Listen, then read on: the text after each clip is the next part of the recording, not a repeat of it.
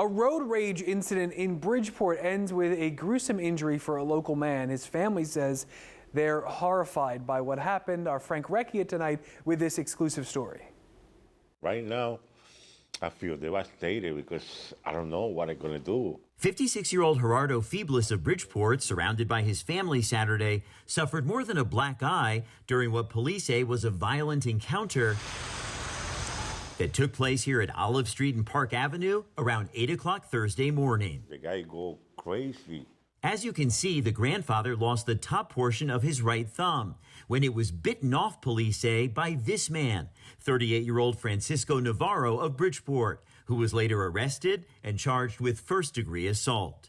Like, that's, to me, the craziest thing I've ever heard. We believe that this guy had to be on PCP because of the way that he was acting. He was acting totally irrational. Police say Febles was driving down Olive Street when Navarro, who was in this vehicle, got out of his car and confronted the victim.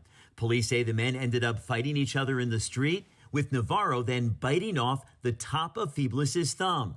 We've blurred this photo, which was taken in the hospital, due to its graphic nature. But doctors tell News 12 Connecticut Febles suffered a traumatic amputation of what is called the distal phalanx, the top part of his thumb, crucial for gripping and performing delicate maneuvers. Febles' kids say because their dad has always been a hardworking, highly skilled machine operator who makes delicate, high-tech industrial parts, this injury has already made him unable to do his job, and his professional future is now very uncertain.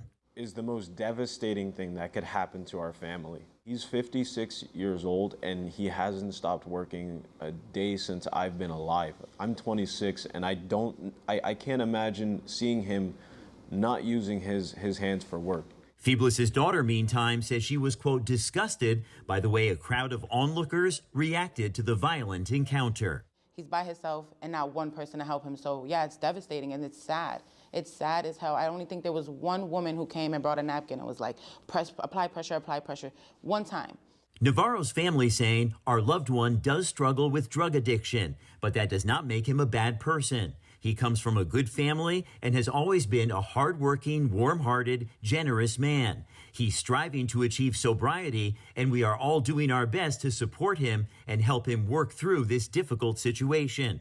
It is important to note he is not the one who initiated this encounter, during which he also suffered injuries. Video of the encounter, which does exist, will eventually make that clear. You gotta be careful out there. The world is dangerous. 10-year-old Dominic Morales, meantime, says his grandfather is the beating heart of this little family, and they are all very grateful he wasn't more seriously injured. We just want justice for him, and I hope and I wish the best for him to be all right. In Bridgeport, Frank Recchia, News 12, Connecticut. Navarro is also facing a charge of interfering with police. His bond is set at $100,000.